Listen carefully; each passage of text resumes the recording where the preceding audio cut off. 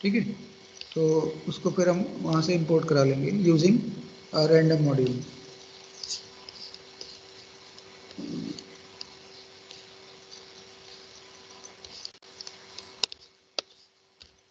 ठीक है, सो ये हो गया, that is inside the random module and floor function is defined inside the math module. Okay, अब देखो इसमें नेक्स्ट पार्ट में पूछा है कि what is the output of this program. तो आउटपुट निकालना है, प्रोग्राम हमारे सामने दिया हुआ है। ठीक, तो देखो इसका आउटपुट कैसे निकालोगे। फर्स्ट ऑफ ऑल देखो txt क्या है, txt इज अ, txt क्या है बताओ। List sir, text list txt एक वेरिएबल है, और वो किस टाइप का वेरिएबल है, लिस्ट टाइप का, क्योंकि स्क्वायर ब्रैकेट के अंदर हमने कुछ वैल्यूज दी हुई हैं, और वो सारी वैल्यूज कैसी हैं, स्ट्रिंग वैल्यूज हैं। 20 is a string value, 50 is a string value, 30 is also a string value and 40 is also a string value। मतलब ये क्या हो गया, लिस्ट ऑफ स्ट्रिंग्स हो गया। ठीक है, लिस्ट के जो सारे एलिमेंट्स हैं वो किस टाइप के हैं, स्ट्रिंग टाइप के हैं। अब एक वेरिएबल लिया CNT, तो CNT को 3 से स्टार्ट किया। CNT एक वेरिएबल है जिसकी वैल्यू क्या है, 3 है। ओके, ऐसे एक वेरिएबल और लिया, टोटल इक्वल टू 0। ठीक, अब हमने लूप लगाया फॉर C इन 7,5, तो C की वैल्यूज क्या क्या होंगी,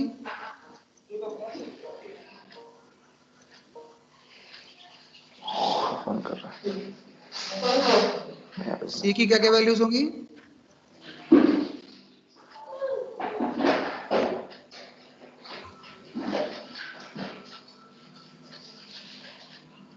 फॉर C इन 7,5 से क्या वैल्यूज मिलेंगी, C की वैल्यूज क्या क्या होंगी। सर कुछ भी नहीं होंगी। क्यों, ये सर रेंज ही सर इसकी अलग दी है। रेंज फंक्शन कहाँ यूज किया है, इसमें तो हम लिस्ट से वैल्यू ले रहे हैं ना, रेंज फंक्शन का यूज थोड़ी किया है इसमें। फॉर C इन 7,5, तो C अपनी वैल्यूज उस लिस्ट से ले रहा है ना, फॉर C इन 7,5। तो जब लूप फर्स्ट टाइम चलेगा तो C की वैल्यू कितनी होगी, 7। 7 होगी ना, फॉर C इन 7,5। तो जब लूप फर्स्ट टाइम चलेगा तो C की वैल्यू 7 होगी, जब लूप दूसरी बार चलेगा तो C का वैल्यू, C कितना ले लेगा, 5 ले लेगा। ठीक है, तो इनिशियली जब ये फर्स्ट टाइम लूप चलेगा तो C की वैल्यू कितनी है, 7 है। अब लूप के अंदर हम लोग एंटर कर गए, लूप में एंटर किया तो लिखा हुआ है t equal to txt cnt। तो यहाँ से t की वैल्यू कितनी होगी बताओ, सर 20। txt 7 हो जाएगा। ये txt 7 पे वैल्यू क्या है, सॉरी txt 3, तो txt 3 पे क्या वैल्यू है, फॉर 40। 40, तो t हो गया 40। अब टोटल इक्वल टू लिखा है float of t plus c। ठीक, तो फ्लोट ऑफ t से कितना मिलेगा, सर 4.0 40 सर। 40.0। ठीक है, यस क्योंकि सर। हमारा जो पहले जो वैल्यू था वो t के अंदर 40 जो था वो स्ट्रिंग था, t के अंदर जो 40 आया था वो स्ट्रिंग वैल्यू थी, ध्यान रखना। क्योंकि t equal to txt cnt, तो txt 3 पे जो वैल्यू थी वो एक स्ट्रिंग वैल्यू है। ठीक है, तो t की वैल्यू कितनी हो जाएगी, 40 एज अ स्ट्रिंग। फिर जब हमने टोटल में उसको यूज किया तो उसको हमने फ्लोट में चेंज करा दिया, फ्लोट की हेल्प से। तो float of t plus c, तो फ्लोट ऑफ t से उसकी वैल्यू कितनी आ गई, 40.0 प्लस c कितना है, 7, ये कितना हो गया, 47.0। ठीक है, तो प्रिंट टोटल कराएंगे तो पहला आउटपुट क्या मिलेगा, 47.0। ठीक है, फ्लोट के साथ कुछ भी ऐड करोगे तो रिजल्ट फ्लोट आता है, ध्यान रखना। 40.0 प्लस 7, तो रिजल्ट आएगा 47.0, ना कि 47। ठीक, तो ये आ गया प्रिंट टोटल, तो 47.0 मिल गया। अब नेक्स्ट लाइन में इसने काउंट की वैल्यू को कितना कर दिया, काउंट माइनस 1। ठीक है, काउंट माइनस इक्वल टू 1 का मतलब क्या होता है, count equal to count minus 1। ठीक, तो काउंट की पहले वैल्यू कितनी थी, 2, सॉरी 3, अब कितनी हो जाएगी, अब 2 हो जाएगी। ठीक है, अब क्या होगा, ये लूप खत्म हुआ, लूप खत्म होने के बाद अब ये वापस लूप को रिपीट करेगा, और अब C की वैल्यू हो जाएगी कितनी, अब C कितना हो जाएगा, 2। अरे C इन 7,5, तो 7 तो वो यूज कर चुका है, अब C कौन सी वैल्यू लेगा, वो 5 लेगा ना। लिस्ट से वो वैल्यू ले रहा है, सी अपनी वैल्यू कहाँ से ले रहा है, लिस्ट से ले रहा है। तो लिस्ट क्या है 7,5, तो इनिशियली उसने सी को 7 यूज किया, अब वो दूसरी वैल्यू यूज क्या करेगा, 5 यूज करेगा। ठीक है, तो अब ये 5 के लिए चलेगा, तो ये t इक्वल टू हो जाएगा txt काउंट, तो txt काउंट से क्या हो जाएगा, txt काउंट की वैल्यू कितनी है,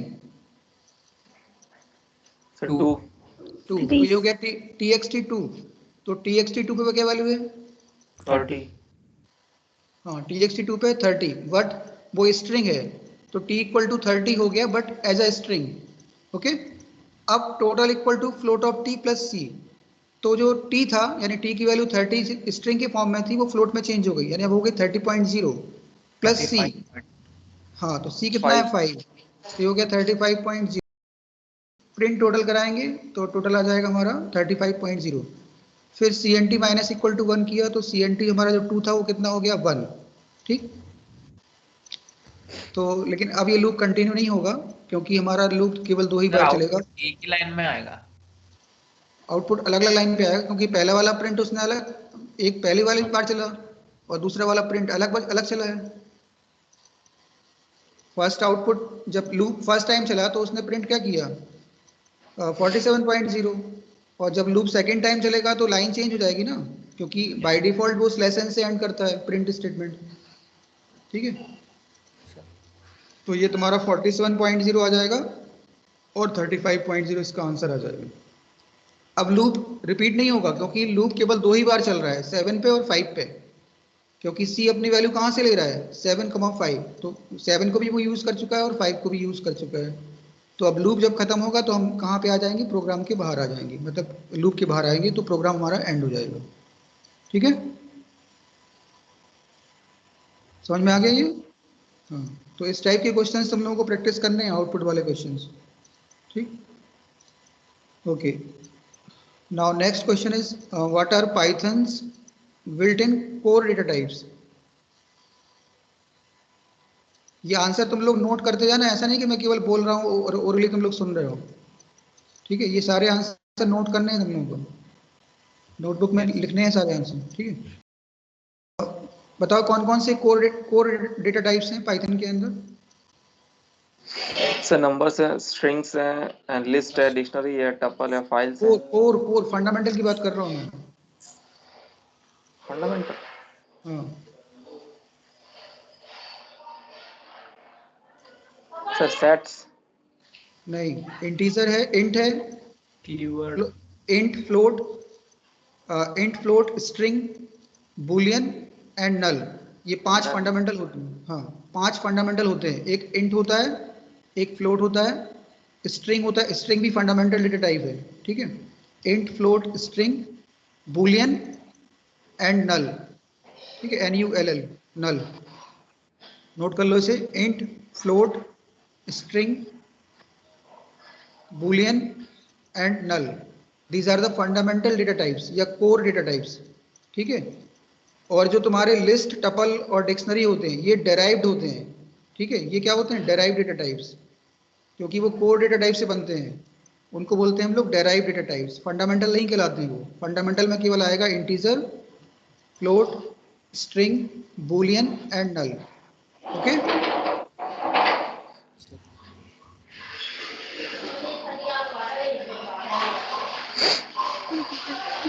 क्लियर समझे।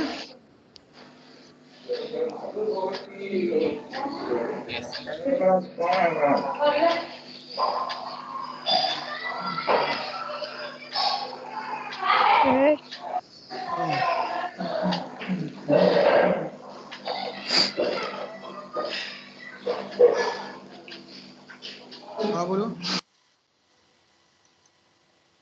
डिराइव्ड में लिस्ट टपल ये सब होते हैं।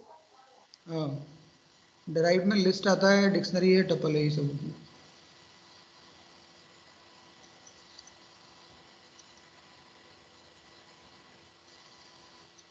ठीक है, ओके। दूसरा नेक्स्ट क्वेश्चन सॉल्व करते हैं। इसमें पूछा है कि which of the following can be used as valid variable identifiers. तो इसमें बताओ मुस्कान कौन कौन से वैलिड हैं।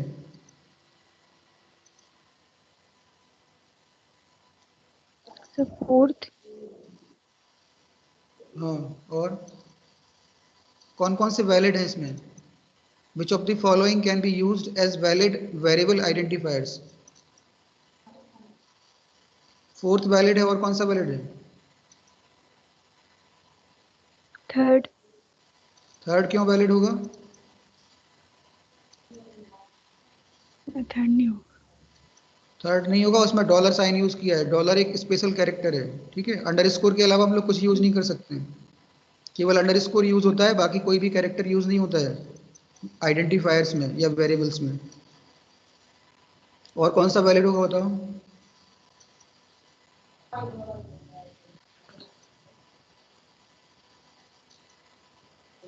Sir first. तुम लोग पढ़ाई सर सेकंड वाला होगा। पढ़ते लिखते नहीं हो क्या बिल्कुल घर पे? घर पे क्या काम करते हो तुम लोग? पढ़ाई नहीं करनी बिल्कुल भी तुम लोगों को? एग्जाम अभी प्री बोर्ड आने वाला है और तुम ये नहीं बता पा रहे हो कौन से वैलिड आइडेंटिफायर्स हैं इसमें?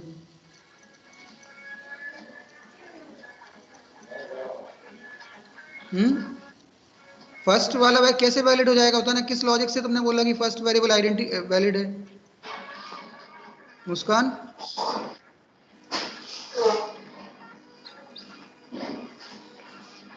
नहीं होगा फर्स्ट। फिर क्यों बोला कि पहला वाला वैलिड होगा?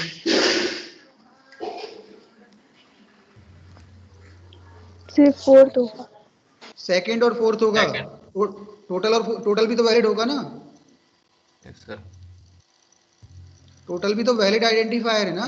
स्मॉल केस लेटर्स और अपर केस लेटर्स का यूज कर सकते हैं हम लोग, ठीक है। और पहले वाला इसलिए वैलिड नहीं होगा क्योंकि वो नंबर से स्टार्ट हो रहा है। नंबर बीच में हो सकता है, बाद में हो सकता है, लेकिन नंबर से स्टार्ट नहीं होता है आइडेंटिफायर, ठीक है। ध्यान रखना, ये आइडेंटिफायर के रूल्स 11th क्लास में पढ़े थे तुम लोगों ने, ओके। तो इसमें फर्स्ट, सेकंड और फोर्थ वैलिड हो जाएगा, ठीक। नाउ अब इसमें हमें निकालने हैं एरर्स। तो क्या क्या एरर्स हैं वो चेक करके बताओ मुझे। फर्स्ट लाइन में कोई एरर है? सर डेफ छोटा नो होगा। Sir. Def. Sir def. Def. Def small case में होगा, ठीक यस है। सर। और बाकी उसका नाम क्या दिया है? EXC मैन, वो मेन करेक्ट है, वो नाम तो सही है, कोई प्रॉब्लम नहीं है। फिर हम लूप के अंदर, सॉरी फंक्शन के अंदर आए तो वहाँ लिखा है x equal to int enter a number. इसमें कोई एरर? सर इसमें दो यस ब्रैकेट सर। लगाए हैं। सिंगल सर ब्रैकेट होगा। डबल ब्रैकेट है डबल इसमें ब्रैकेट है सर। होगा। डबल ब्रैकेट है तो इनपुट फंक्शन नहीं लगाओगे इसमें? वैसे ही एंटर हो जाएगा number. Yes sir input. Input function का यूज करना पड़ेगा ना, तभी तो एंटर होगा नंबर। तो इसमें डबल ब्रैकेट की एरर नहीं, इसमें एरर ये है कि उसने इनपुट नहीं लगाया है, ठीक है। इंट के बाद ब्रैकेट में इनपुट लिखना पड़ेगा और फिर वो इनर ब्रैकेट क्लोज होगा, फिर आउटर ब्रैकेट क्लोज होगा, ठीक है। फिर नेक्स्ट है if ABS x equal to x। इसमें कोई एरर? Yes sir. क्या एरर है तो? सर जो x है सर वो स्क्वायर ब्रैकेट में आएगा। नहीं, ये एब्सोल्यूट फंक्शन है। मैथ्स के अंदर एक फंक्शन होता है एब्सोल्यूट फंक्शन, तो वो उसकी जैसे कोई वैल्यू नेगेटिव है तो उसको भी वो पॉजिटिव कंसीडर करेगा। जैसे मैंने लिखा ABS -15, ABS के ब्रैकेट में लिखा -15, तो उसको वो पॉजिटिव वैल्यू कंसीडर करेगा। जैसे मोड फंक्शन होता है ना मैथ्स में, मोड, यस तो वो सर। नेगेटिव वैल्यू को पॉजिटिव मानता है। तो एब्सोल्यूट फंक्शन वही काम करता है कि वो नेगेटिव वैल्यू को भी एज अ, उसका केवल मैग्नीट्यूड लेता है, ठीक है। मतलब जैसे -15 है तो उसको केवल 15 मानेगा, ठीक। तो इस लाइन में कोई एरर नहीं है। Absolute of x equal to x, इसमें कोई एरर नहीं है, क्योंकि जब भी हम कोई फंक्शन यूज करते हैं तो फंक्शन के अंदर जो पैरामीटर होता है वो स्मॉल ब्रैकेट से ही आता है, स्क्वायर ब्रैकेट से नहीं आता है, ठीक है। अब नेक्स्ट लाइन में क्या एरर है बताओ? सर प्रिंट जो है सर if के अंदर आएगा। प्रिंट। हाँ, प्रिंट का जो अलाइनमेंट है वो अंदर होगा थोड़ा सा, ठीक है। और उसके बाद फिर प्रिंट खत्म हो जाएगा, एल्स स्टार्ट होगा। कॉलन। एल्स में कॉलन यूज नहीं कॉलन। किया है। और नेक्स्ट लाइन में अलाइनमेंट थोड़ा सा इंडेंटेशन देना पड़ेगा, ठीक है। थोड़ा x equal to x into -1 को एल्स के अंदर लेना पड़ेगा, ओके। तो वो करेक्ट हो गया। फिर प्रिंट करेक्ट लिखा हुआ है, प्रिंट में कोई प्रॉब्लम नहीं है क्योंकि प्रिंट का अलाइनमेंट जो है वो एल्स के अंदर नहीं है, वो एल्स के बाहर है। ठीक, तो प्रिंट जो है वो एल्स के बाहर आ जाएगा, मतलब इफ एल्स के साथ आएगा, वो उसी अलाइनमेंट में आएगा, इफ एल्स के साथ अलाइनमेंट में। ठीक, यहाँ पे कोई एरर नहीं। हाँ, फिर उसके बाद किसका ब्रैकेट? हाँ लास्ट हाँ जहाँ पर फंक्शन कॉल कर हाँ, रहे हैं। हाँ इसमें ब्रैकेट लगाना पड़ेगा, तो ये तुम्हारा करेक्ट हो जाएगा। ठीक है, तो ये 2 मार्क्स में आता है और मोस्ट प्रोबेबली 4 या 5 एरर्स आते हैं, तो हाफ ऑफ मार्क्स के एरर रहते हैं। तो अगर 2 एरर भी करेक्ट कर दिए तो 1 नंबर मिल जाएगा। ठीक है, 3 एरर करेक्ट करोगे तो 1.5 मिल जाएगा, 4 करोगे तो पूरे 2 मिल जाएंगे। ठीक है, क्योंकि मार्किंग जो स्कीम होती है वो उसमें स्टेप वाइज मार्किंग होती है, ऐसा नहीं कि सारे एरर्स अगर सही दिए तभी नंबर मिलेंगे। हर एक एरर का हाफ मार्क होता है, तो उसमें 2 नंबर मिल जाएंगे तुम लोग, अगर चारों करेक्ट हैं तो। ठीक, ये एरर बेस्ड हो गया। हाँ, अब इसमें आउटपुट निकालना है, find and right the output of the following Python code. ठीक है, तो इस प्रोग्राम को थोड़ा सा पहले देख लो एक बार, फिर आउटपुट निकालने की कोशिश करो, क्या क्या आउटपुट आएंगे इसके। देखो, इनिशियली तो हमने एक मैसेज 1 लिया है, तो वो क्या हो गया, हमारा एक स्ट्रिंग है। ठीक है, मैसेज 1 इक्वल टू वेलकम, और इसको डबल कोट्स में लिखा हुआ है, it means this is a string. Okay, फिर मैसेज 2 भी एक वेरिएबल है, उसकी वैल्यू है गेस्ट, और वो भी क्या है, एक स्ट्रिंग है। मैसेज 3 में हमने क्या लिया है, डबल कोट्स लिए हैं, ब्लैंक डबल कोट्स, मतलब इसका मतलब स्ट्रिंग क्या है हमारी, ब्लैंक है। ठीक है, it is a blank string, message 3 is a blank string, क्योंकि उसमें कोई हमने कैरेक्टर नहीं लिया, लेकिन डबल कोट्स का यूज़ किया है, it means message 3 is a blank string. Okay, यहाँ तक कोई डाउट है किसी को? स्टार्टिंग की 3 लाइन। No sir. ठीक है, अब लूप स्टार्ट करते हैं। For I in range 0, length of message 2 + 1। तो वो तो मुझे बताओ कि रेंज के ब्रैकेट में क्या आएगा? रेंज के ब्रैकेट में क्या 0 से लेके कहाँ तक जाएगा ये? सर 5 तक। 5 लेंथ, मैसेज 2 की लेंथ क्या है? सर 5 है सर। 5। 5 तो 5 + 1 6 हो गया, यानी ये हमारा रेंज फंक्शन हो गया 0,6। यस ठीक सर। है, लेकिन ये चलेगा केवल 5 तक, 0 से लेके 5 तक। मतलब पहला लूप चलेगा 0 पे, दूसरा लूप चलेगा 1 पे, फिर 2 पे, फिर 3 पे, फिर 4 पे, 5 पे। 6 पे एग्जीक्यूट नहीं होगा, क्योंकि रेंज फंक्शन हायर वैल्यू को इंक्लूड नहीं कराता है, हायर से एक कम रखता है। ठीक है, इतना क्लियर है? इसमें कोई डाउट इस लाइन में? No sir. No sir. ठीक है, अब बताओ कि message 1 i is greater than equal to a and message 1 i is less than equal to m। तो हमें ये चेक करना है कि i की वैल्यू कितनी है अभी।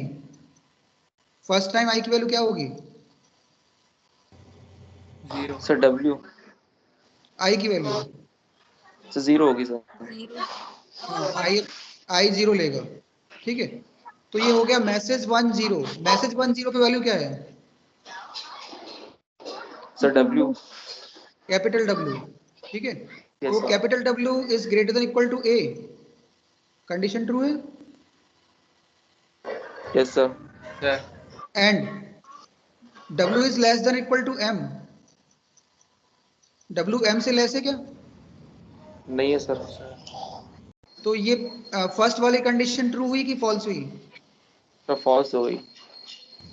हाँ, क्योंकि एंड का यूज किया है, तो एंड के केस में जब दोनों कंडीशन ट्रू होती हैं तब कंडीशन ट्रू मानी जाती है।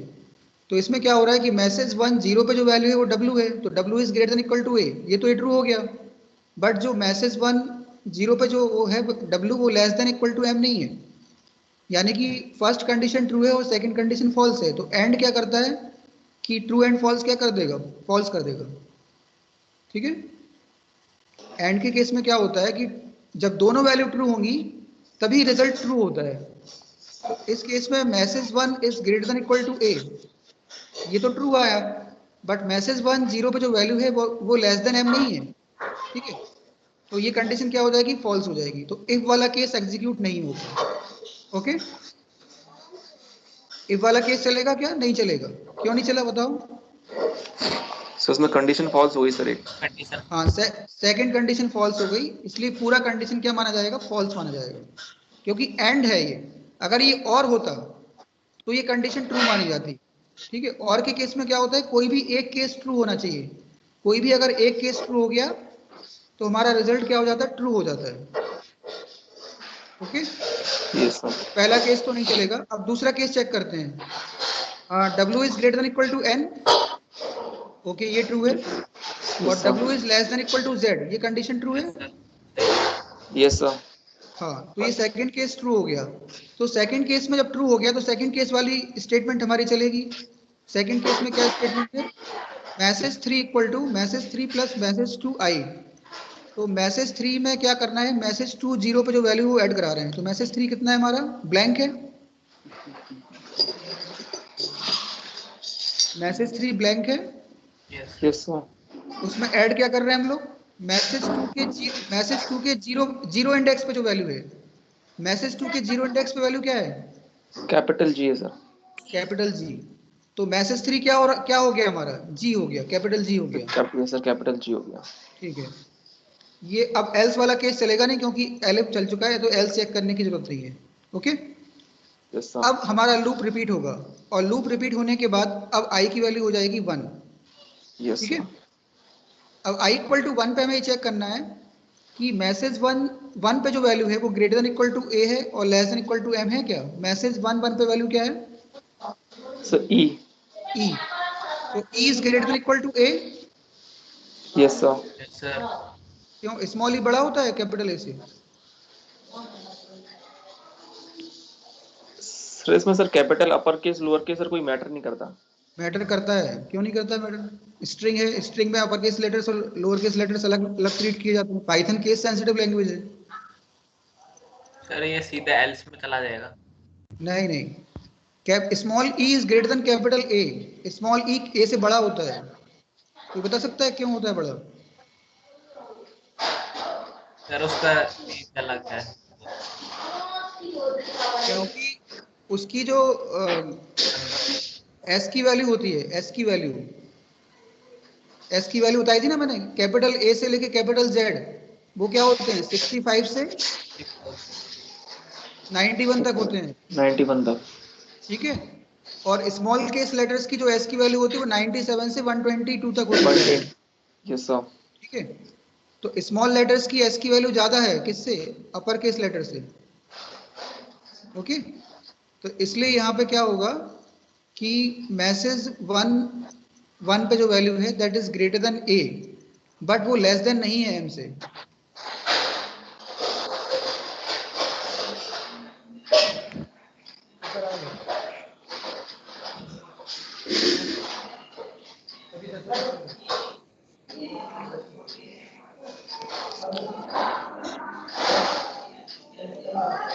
ठीक है, समझ में आया।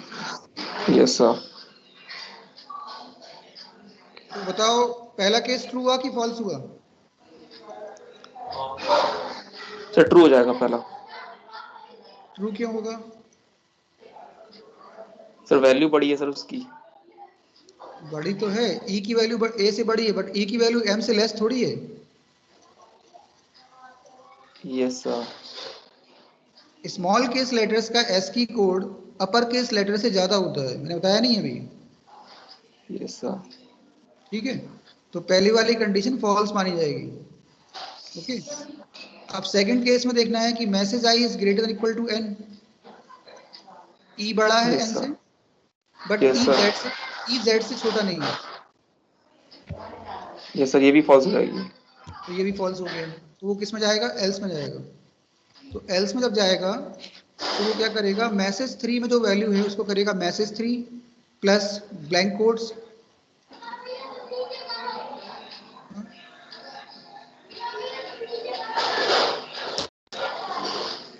क्या कर मैसेज 3 में वैल्यू क्या है हमारी, मैसेज 3 पे पहले क्या आया था, जी आया था ना।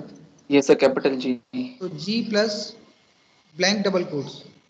ठीक है, और फिर बाद में उसको प्रिंट कराया है। एक्चुअली ये लाइन नेक्स्ट लाइन पे आएगी, प्रिंट मैसेज 3। ठीक है, उसमें क्या किया, मैसेज 3 प्लस ब्लैंक कोट कर दिया। तो मैसेज 3 पे हमारा क्या है, जी है, तो जी प्लस ब्लैंक कोट, सर वो सर प्रिंट में सर वही कैपिटल जी आएगा कि वो? या तो ये प्लस होना चाहिए, फिर plus blank quote plus print message 3,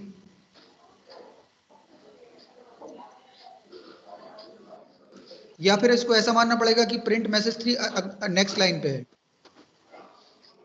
okay, ये देखो ऐसा होगा, मैं बता रहा हूँ, ये एक्चुअली क्या किया होगा इन्होंने, ये प्रिंट मैसेज 3 जो है वो एल्स के अंदर नहीं है, वो है कहाँ पे, लूप के बाहर। Yes sir. ये प्रिंट मैसेज 3 कब होगा, जब पूरा हमारा लूप चल जाएगा तब प्रिंट होगा वो। तो एक्चुअली ये जो लाइन है प्रिंट मैसेज 3 वाली लाइन, ये एल्स के अंदर नहीं है, ठीक है, ये थोड़ा मिस प्रिंटिंग है, ये मिस प्रिंट हुआ है कोड में। तो ये वाली जो लाइन है प्रिंट मैसेज 3, ये कब चलेगी, जब पूरा लूप खत्म हो जाएगा, ठीक है, समझ में यस आया? सर। तो अभी हमारे मैसेज 3 की वैल्यू क्या हो गई बताओ, कैपिटल जी। कैपिटल जी, और ब्लैंक कोट आया तो वो थोड़ा सा स्पेस ले लिया होगा उसने, ठीक है, यस सर। जी के बाद थोड़ा सा स्पेस ले लिया होगा, सिंगल स्पेस ले लिया होगा उसने, ठीक। अब आई इक्वल टू हम किस पे चेक करेंगे, अभी तो 1 पे चेक हो गया, अब 2 पे चेक करना है, ठीक है, फिर किस पे चेक होगा, 3 पे चेक होगा, 4 पे चेक होगा और 5 पे चेक होगा।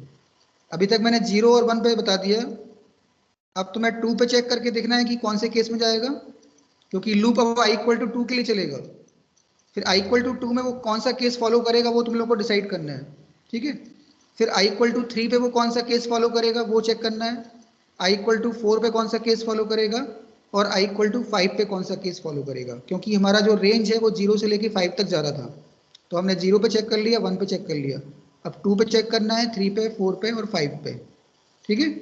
2 3 4 5 पे चेक करने के बाद जो भी हमारा मैसेज 3 आएगा वो फाइनली प्रिंट हो जाएगा, ओके, कर लोगे इतना? Sir yes sir. इसको पूरा मैं नहीं बता रहा हूँ, आगे कर लेना, 0 और 1 पे मैंने बता दिया, 2 3 4 5 पे चेक कर लेना, और 2 3 4 5 में जो भी केस एग्जीक्यूट होगा उसके बेसिस पे मैसेज 3, फाइनल मैसेज 3 क्या आएगा वो प्रिंट होगा, ठीक है। तो ये क्वेश्चन कर लेना तुम लोग। हाँ, अब हम लोग नेक्स्ट क्वेश्चन देखते हैं कि इसका क्या आउटपुट आएगा। ये क्वेश्चन इजी है, इसको कर सकते हो तुम लोग, बताओ क्या आएगा इसका आउटपुट।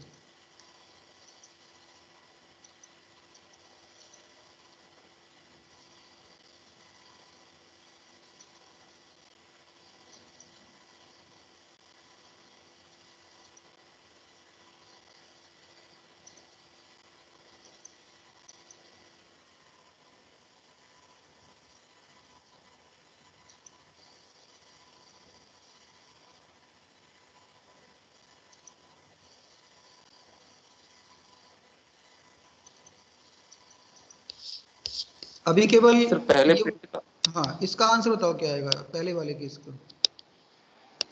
किसका सर? जब ये पहली बार फंक्शन चला रहे हैं मॉडिफाई ए बी, तब ए की वैल्यू क्या आएगी, जब पहली बार हमने मॉडिफाई को कॉल कराया, मतलब मॉडिफाई और ब्रैकेट में ए कमा बी लिखा हुआ है, तो ये फर्स्ट टाइम कॉल किया उसको, तो फर्स्ट टाइम कॉल करने के बाद हमारा जो उसने पी की वैल्यू रिटर्न कराई है वो ए में आ जाएगी, तो वो आंसर कितना होगा? Sir 1 and 0। नहीं, प्रिंट पी क्यू नहीं बोल रहा हूँ मैं, जो रिटर्न किया है उसने पी वो कितना आएगा। अच्छा, प्रिंट पी क्यू से कितना आया? सर पी पे सर 1 आया। पी 1 आया, और क्यू? सर 0। ठीक है, देखते हैं क्या आता है। देखो ये प्रोग्राम हम लोग कहाँ से रीड करेंगे, मेन से। मेन प्रोग्राम कौन सी लाइन से स्टार्ट हो रहा है? Sir a equal to sir ये। हाँ ठीक है, यहाँ से स्टार्ट हो रहा है, ठीक। अब हमने क्या किया, यहाँ पे मॉडिफाई फंक्शन कॉल कराया, मॉडिफाई फंक्शन को हमने ए पास किया और बी पास किया, ठीक है। तो मुस्कान, ये बताओ कि ये ए और बी है, ये कौन सी टाइप के इन आर्गुमेंट्स, इनको क्या बोलेंगे, आर्गुमेंट्स बोलेंगे कि पैरामीटर्स बोलेंगे?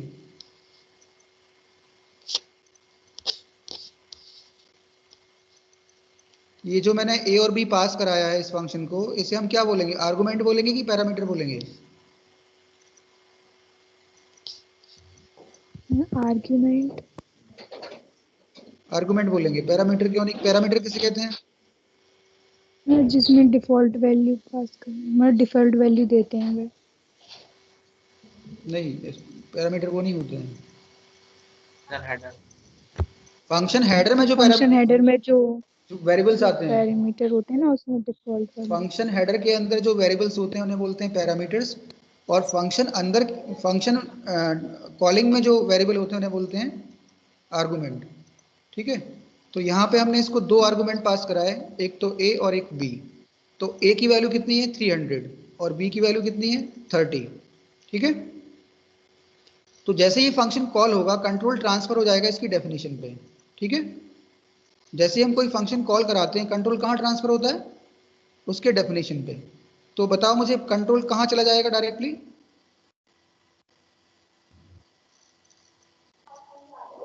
Function header. हाँ, कंट्रोल ट्रांसफर हो जाएगा ये डेफ मॉडिफाई पे। ठीक, तो अब ए की वैल्यू किस में कॉपी होगी? जो सर पी में। आर्गुमेंट ए है उसकी वैल्यू किस में कॉपी हो जाएगी? पी में। पी के अंदर। और जो आर्गुमेंट बी है उसकी वैल्यू किस में कॉपी होगी?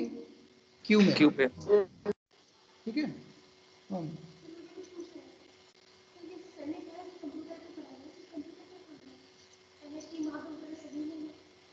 MS टीम तो है लेकिन वो अभी इसमें हेडफोन काम नहीं करेगा। तो कब से क्लास कब से है?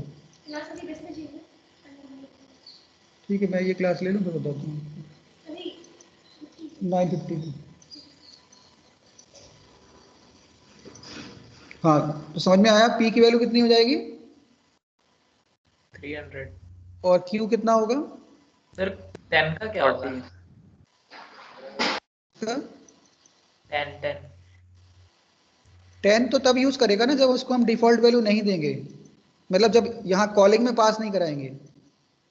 जब कॉलिंग में हम बी की वैल्यू पास नहीं कराएंगे तो वो डिफॉल्ट वैल्यू यूज करेगा, और जब वैल्यू प्रोवाइड करेंगे तो वो डिफॉल्ट वैल्यू यूज नहीं करेगा। तो हमने जब ये फंक्शन कॉल कराया तो यहाँ पे ए और बी दोनों की वैल्यू प्रोवाइड की है, तो जब ए और बी दोनों प्रोवाइड किए हैं तो वो डिफॉल्ट वैल्यू को यूज ना करके जो हमने वैल्यू उसको प्रोवाइड की है एज अ आर्गुमेंट, उन वैल्यूज को यूज करेगा। डिफॉल्ट वैल्यू कब यूज होता है? अगर हमने जब फंक्शन कॉल कराया होता और बी की वैल्यू यहाँ पे पास नहीं की होती, तब वो क्यू को एज अ 10 यूज करता। ठीक है, क्लियर है ये? Yes sir. ओके, तो अब हमारा P हो गया कितना 300 और Q कितना हो गया 30। फर्स्ट टाइम जब कॉल, अभी मैं फर्स्ट टाइम की बात कर रहा हूँ जब पहली बार फंक्शन कॉल हुआ है। जब पहली बार फंक्शन कॉल हुआ तो A की वैल्यू 300 थी, वो P में कॉपी हो जाएगी, और B की वैल्यू जो 30 थी वो किस में कॉपी हो जाएगी? Q में। ठीक, तो हमारा हो गया P हो गया। बताओ एक बार सर, वापस बताओ एक बार।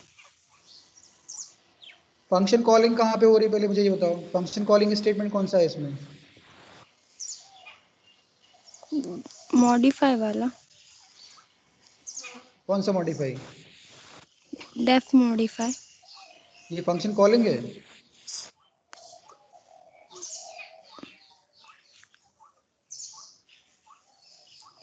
ये फंक्शन कॉलिंग है क्या है ये?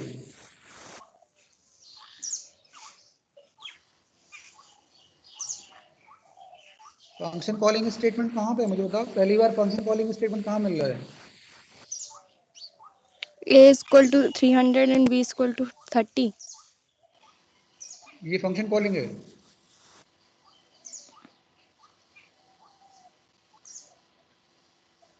स्टार्टिंग से बताओ एक बार। स्टार्टिंग से मैं नहीं बताऊंगा, पहले मुझे बताओ फंक्शन कॉलिंग स्टेटमेंट कहाँ पे है, तब तो मैं समझ में आएगा, नहीं तो कुछ भी समझ में नहीं आएगा। फंक्शन कॉल कहाँ पे हो रहा है ये तो बता सकते हो ना, मुझे इतना तो बताओ फंक्शन कॉल कहाँ हो रहा है।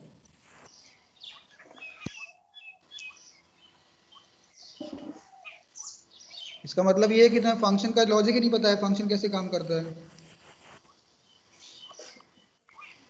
फंक्शन डेफिनेशन क्या होती है, फंक्शन कॉलिंग क्या होती है, आर्गुमेंट क्या होते हैं, पैरामीटर क्या होते हैं, जब ये पता होगा तब ये क्वेश्चन सॉल्व हो पाएगा। अगर ये पता नहीं है तो ये क्वेश्चन सॉल्व नहीं हो पाएगा। ठीक है, तो उसके लिए पहले फंक्शन वाला चैप्टर रिवाइज करो। अगर तुमने नहीं पढ़ा है तो फंक्शन वाला चैप्टर रिवाइज करो। ठीक है, फंक्शन चैप्टर में पढ़ो कि डेफिनेशन क्या होती है, फंक्शन कॉलिंग क्या होता है, आर्गुमेंट्स क्या होते हैं, पैरामीटर्स क्या होते हैं, डिफॉल्ट आर्गुमेंट क्या होता है। ये सब समझ लोगे तब ये क्वेश्चन समझ में आएगा। ठीक है, पढ़ाई करनी पड़ती है, ऐसे कुछ नहीं होता है कि तुम केवल देख देख के हो जाएगा। पढ़ाई पढ़ाई करोगे तभी नंबर आएंगे, नहीं तो नहीं आएंगे नंबर।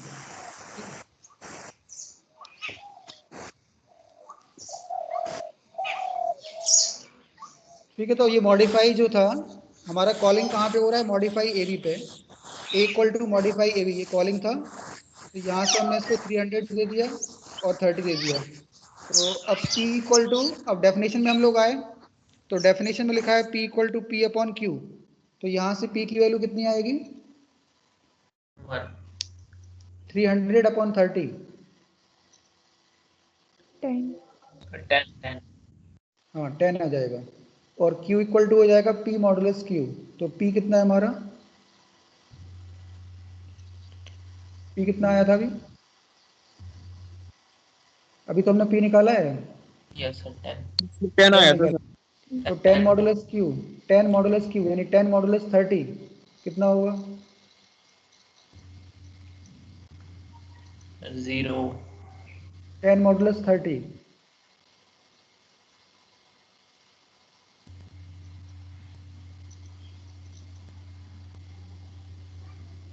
10 मॉडुलस 30 So, की 0 क्या, देख क्या रहे थे कि अगर तुम नंबर जैसे अगर तुम मतलब अच्छा कर लोगे पेपर में जी वन कहाँ से आएगा, वन थोड़ी ही आएगा, कैसे आएगा वन, सर 0 जीरो भी नहीं आएगा। 0.0 sir 0.1, 0.1. अरे एक बात मुझे बताओ, मॉडुलस क्या करता है, मॉडुलस ऑपरेटर का काम क्या होता है, load Sir, value remainder. Division में रिमाइंडर, रिमाइंडर निकालता है ना वो। Yes sir. तो 10 मॉडुलस 30, तो 10 तो डिवाइड ही नहीं होगा 30 से, तो रिमाइंडर कहाँ से आएगा, 10 मॉडुलस 30 करूंगा तो 30 से 10 तो डिविजिबल ही नहीं ना, तो रिमाइंडर कितना बचा, 10 ही तो बचा। 10 मॉडुलस 30 करोगे तो 10 modulus 30, 10 is not divisible by 30, तो रिमाइंडर कितना आया, 10 ही तो आ गया। अगर मैं बोलूं कि 7 मॉडुलस 6, तो रिजल्ट कितना आएगा, 7 मॉडुलस 6 में तो डिवाइड होगा एक बार, और रिमाइंडर कितना बचेगा, Yes 1। sir. 1.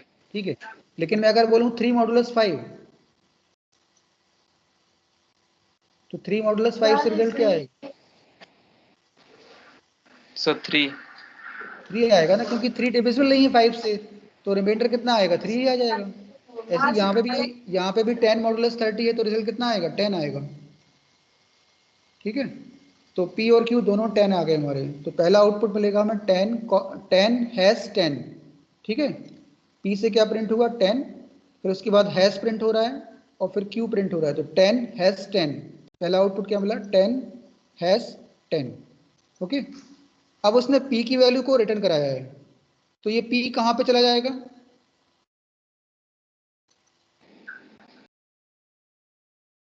P की वैल्यू रिटर्न कहाँ पे होगी, रिटर्न जब कराते हैं तो कंट्रोल कहाँ ट्रांसफर होता है, सर फंक्शन कॉल में सर ए में, जहां से फंक्शन आया, कंट्रोल आया था वहीं पे ट्रांसफर हो जाएगा। कंट्रोल कहाँ से आया था, मॉडिफाई ए बी से आया था। Yes sir. ठीक है, तो वहीं पे वो वैल्यू, उसकी वैल्यू चली जाएगी, पी की वैल्यू, वो पी की वैल्यू किस में स्टोर हो जाएगी, ए में। ठीक है, तो पी की वैल्यू हमारी कितनी है, 10 थी। बट एक चीज ध्यान रखना यहाँ पे कि ये पी जो है उसकी वैल्यू तो 10 है, लेकिन ये केवल डेफिनेशन के अंदर उसकी वैल्यू 10 है, फंक्शन डेफिनेशन के अंदर। जब वो वैल्यू ट्रांसफर होगी, रिटर्न पी, ओके ठीक है, हाँ सही है, हाँ पी की वैल्यू 10 चली जाएगी, तो हमारा पी की वैल्यू 10 रिटर्न हुई, तो ए कितना आ गया, 10 आ गया। ओके, ए कितना हो गया 10 हो गया। अब नेक्स्ट प्रिंट क्या करेगा, नेक्स्ट वैल्यू क्या प्रिंट होगी, नेक्स्ट आउटपुट क्या मिलेगा, ए तो 10 हो गया, और उसके बाद क्या लिखा है प्रिंट ए कॉमा $b, तो उससे क्या प्रिंट होगा,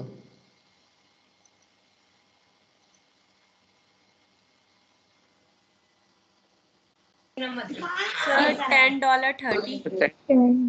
$10.30, ठीक है, हाँ सही करेक्ट है, $10.30, क्योंकि ए की वैल्यू 10 हो गई और बी हमारा 30 ही है, बी तो चेंज हुआ नहीं है, ठीक है, तो बी की जो वैल्यू है वो 30 ही रहेगी, तो हमारा ये हो गया $10.30। अब देखो फिर से हमने मॉडिफाई फंक्शन को कॉल कराया नेक्स्ट लाइन में,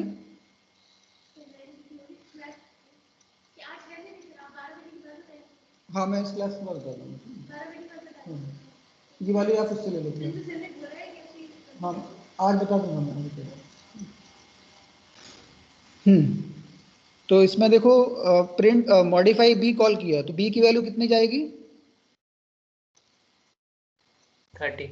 मॉडिफाई बी कॉल हो रहा है ना, मॉडिफाई ब्रैकेट में बी दिया हुआ है, तो यहाँ से जब बी की वैल्यू जाएगी तो वो किस में कॉपी होगी, क्यू। फंक्शन को हम फिर से कॉल करा रहे हैं, एक बार कॉल कराया था, अब दोबारा से कॉल कराया, दोबारा से कॉल करा रहे हैं तो केवल उसको बी पास करा रहे हैं, और जो बी की वैल्यू वो किस में कॉपी होगी बताओ, क्यू। हाँ क्यू क्यू पी में कॉपी होगी ना, क्यू में कौन कॉपी होगी, पी में कॉपी होगी, फर्स्ट वेरिएबल है तो फर्स्ट वेरिएबल की वैल्यू फर्स्ट वेरिएबल में तो कॉपी होगी। Hello sir. हाँ सर मेरी आवाज आ रही सर? हाँ आ रही, ठीक है सर, ठीक है। तो जो बी की वैल्यू है वो किस में कॉपी हो जाएगी, पी में, क्योंकि जो फर्स्ट आर्गुमेंट है वो फर्स्ट आर्गुमेंट में तो कॉपी होगा ना, फर्स्ट आर्गुमेंट बी पास किया तो बी जो पास होगा, सेकंड आर्गुमेंट इसको दिया नहीं, जब सेकंड आर्गुमेंट नहीं दिया है तो वो उसको डिफॉल्ट यूज करेगा जो उसके हेडर में जो डिफॉल्ट वैल्यू है, ठीक है, तो बी जो है वो पी में कॉपी हो गया, तो बी कितना था हमारा 30 था, तो पी की वैल्यू होगी 30। अब हमने उसको सेकंड वैल्यू तो प्रोवाइड की नहीं है, तो सेकंड वैल्यू वो क्या करेगा, जो उसको डिफॉल्ट वैल्यू है उसके पास वो डिफॉल्ट वैल्यू यूज करेगा, ठीक है, तो पी की वैल्यू कितनी आ गई हमारी 30, और क्यू कितना हो गया, क्यू कितना यूज करेंगे हम लोग, 10। हाँ 10 यूज करेंगे, डिफॉल्ट वैल्यू को यूज करेंगे, क्योंकि हमने उसको जब कॉल कराया तो केवल एक ही आर्गुमेंट पास कराया है, तो एक आर्गुमेंट जब पास कराया तो पहला आर्गुमेंट तो फर्स्ट वाले पैरामीटर में कॉपी हो जाएगा, और जो सेकंड आर्गुमेंट है वो अवेलेबल नहीं है, तो जब सेकंड आर्गुमेंट अवेलेबल नहीं है तो फंक्शन हेडर के अंदर जो डिफॉल्ट आर्गुमेंट है वो डिफॉल्ट आर्गुमेंट को यूज करेगा, ठीक। तो अब हमें फिर से निकालना है p equal to P upon Q, तो कितना हो जाएगा 3। 30 अपॉन 10 यानी 3 हो गया। अब q equal to P modulus Q, तो 3 मॉडुलस 10, 3 मॉडुलस 10 कितना आएगा 3 आएगा सर। 3 3। 3 आएगा, ठीक है, 3 मॉडुलस 10 3 आएगा, तो p और q हमारे दोनों 3 हो गए, तो अब जो आउटपुट आएगा वो आएगा 3 ठीक है, यस सर। और अब p की वैल्यू रिटर्न होगी, तो p की वैल्यू जो रिटर्न होगी वो किस में स्टोर हो जाएगी, बी में। बी में। b के अंदर, b, ठीक है, तो b हो गया हमारा 3, ठीक है, b हमारा 3 हो गया। अब फिर से हम प्रिंट कराएंगे $b, तो a कितना था 300। नहीं, a चेंज हो गया था ना, 300। a चेंज हुआ था, a equal to modify ab से a चेंज नहीं हो गया था, a 300 नहीं था, a था कितना याद करो जरा, कितना था, मुझे लिखा नहीं मैंने, 10 था शायद, 10। हाँ 10, सर ये तो तो 10। ये हो जाएगा $10, ठीक है, $10, तो ये सेकंड आउटपुट आ गया। अब फिर से मॉडिफाई को कॉल कराया और अब की बार उसने a पास कराया, ठीक है, तो a किस में कॉपी होगा, पी में। p में, तो a की वैल्यू कितनी है हमारे पास 10। 10, तो 10 चला जाएगा p में, फिर फिर से हमने इसको सेकंड आर्गुमेंट नहीं दिया है, तो ये फिर डिफॉल्ट वैल्यू को यूज़ करेगा, तो वो 10 यूज़ कर लेगा उसको, ठीक है। तो 10 यूज़ कर लेगा तो हमारे पास वैल्यू क्या होंगी 10,10। अब p इक्वल टू हो गया 10/10 तो 1 आ जाएगा, और q equal to p modulus q तो 10 मॉडुलस 10 कितना मिलेगा 0। 0। तो आउटपुट आ जाएगा हमारा $1.0। अब वो p की वैल्यू रिटर्न करेगा तो p किस में आ जाएगा a में, ठीक है। p की वैल्यू रिटर्न होगी ना, रिटर्न p, तो p हमारा कितना था 1 था, तो 1 किस में स्टोर हो जाएगा a के अंदर। तो नेक्स्ट फाइनल आउटपुट जो आएगा वो आएगा $1 और b हम 3 b हमारा 3 रहेगा, 3 था, ठीक है। $1.3। तो ये आंसर हो जाएगा। अब इसको कॉल नहीं करा रहे हैं, 3 बार कॉल कराया था, तो तीनों बार अलग अलग आर्गूमेंट इसको पास कराए थे।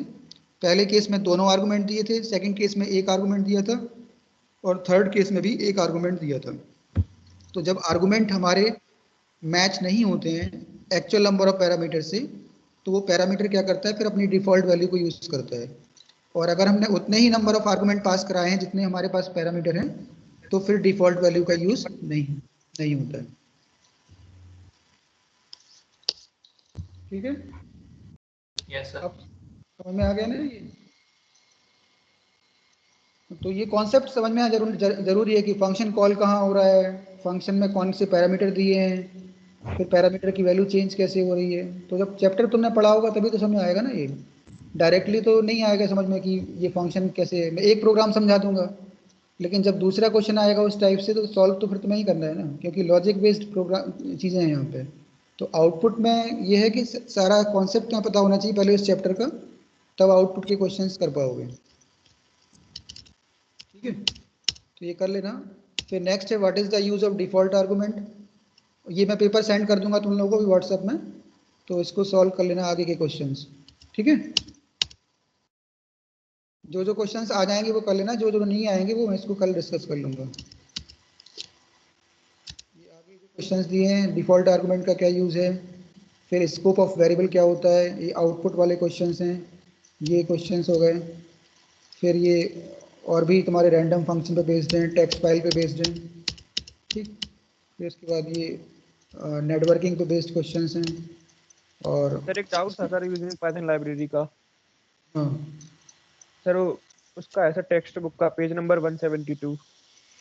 अच्छा, क्या है इसमें क्वेश्चन। सर वो दिल्ली मुंबई चेन्नई कोलकाता सिटी वाला है ना सर, जो उसमें इंपोर्ट रैंडम होता वो वाला। हाँ अच्छा अच्छा, ठीक है। तो इसको मैं सॉल्व करा दूंगा, कल सॉल्व करा दूंगा, अभी तो टाइम हो गया, कल Yes. सॉल्व करा दूंगा, ठीक है। तो ये तुम लोग अभी सैम्पल पेपर कई 2-3 लोगों ने सेंड कर दिए मुझे, जिसका अभी नहीं आया है तो आज सॉल्व कर लो और आज सेंड कर देना मुझे पेपर, ठीक यस है। सर। और जितना ज़्यादा तुम क्वेश्चन पेपर सॉल्व करोगे उतना ज़्यादा स्कोर आएगा, ठीक है। तो ट्राई करो कि कम से कम डेली एक सैम्पल पेपर के 3 क्वेश्चन तो सॉल्व करो। 3 से मतलब 3 पार्ट, 3 क्वेश्चन का मतलब ये है, जैसे क्वेश्चन नंबर 1 के कितने पार्ट हैं वो कर लिए, फिर क्वेश्चन नंबर 2 में कितने पार्ट्स हैं वो सारे कर लिए, फिर क्वेश्चन नंबर 3 में, ठीक। तो कम से कम अगर तुम 10 सैम्पल पेपर सॉल्व कर लोगे तो तुम्हारा 90% 90 के ऊपर ही मार्क्स आएंगे, ठीक। क्योंकि सारे क्वेश्चन रिपीट होते हैं और सारे मतलब ये रहता है कि सेम टाइप के क्वेश्चन ही रहते हैं, केवल उसमें कंटेंट चेंज हो जाता है, बाकी क्वेश्चंस का टाइप सेम रहता है, ठीक है। तो फिर मैं आज फिर एंड करता हूँ आज की क्लास, लेकिन काम जरूर कर लेना। अब जिसका काम नहीं आएगा मैं उसको क्लास में ज्वाइन नहीं कराऊंगा, ध्यान रखना। जिसका काम नहीं हो रहा है मैं बड़े आराम से तुम लोगों से कहता हूँ कि कर लो, लेकिन तुम लोग नहीं करते हो काम, ठीक। तो जिसका काम नहीं आएगा मैं उसको कल से क्लास में रिमूव ही कर दूंगा क्लास से, उसको क्लास में ज्वाइन ही नहीं कराऊंगा, ठीक। इतना टाइम मैंने दे दिया, विंटर ब्रेक में सॉरी ऑटम ब्रेक में दिया था, बाकी तो तुम लोग 3 सैम्पल पेपर सॉल्व नहीं हो पाए तुम्हारे, तो ठीक है। ओके ठीक है, फिर लीव कर दो क्लास। सर जो वेब एप्लीकेशन वाला चैप्टर है वो आप कराएंगे? वेब एप्लीकेशन में मैं क्वेश्चंस करा दूंगा, पूरा चैप्टर नहीं पढ़ाऊंगा, ठीक है।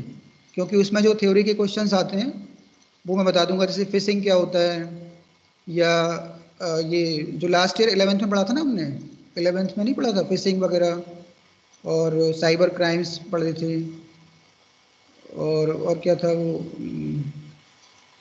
और भी कुछ चीज़ें थी उसके अंदर, तो वो मैं अभी थ्योरी में जो क्वेश्चंस आएंगे अभी सैम्पल पेपर में तो वो करा दूंगा, और बेसिक डेफिनेशन भी समझा दूंगा उसी टाइम पे। जैसे मानो फिशिंग आया तो बता दूंगा कि फिशिंग का क्या मीनिंग है, साइबर क्राइम्स को कैसे कंट्रोल कर सकते हैं, एंटीवायरस का क्या यूज़ होता है, ये सब चीज़ें हैं उसमें, वेब एप्लीकेशन। तो 11th में भी पढ़ा है वैसे हमने वो, ओपन सोर्स सॉफ्टवेयर क्या होते हैं, ये सब चीज़ें हैं उसके अंदर। अच्छा ये बताओ कि ये जेंगो तुम लोगों के सिलेबस में है कि नहीं, जेंगो, डी जेंगो? सर है, बुक में दिया है।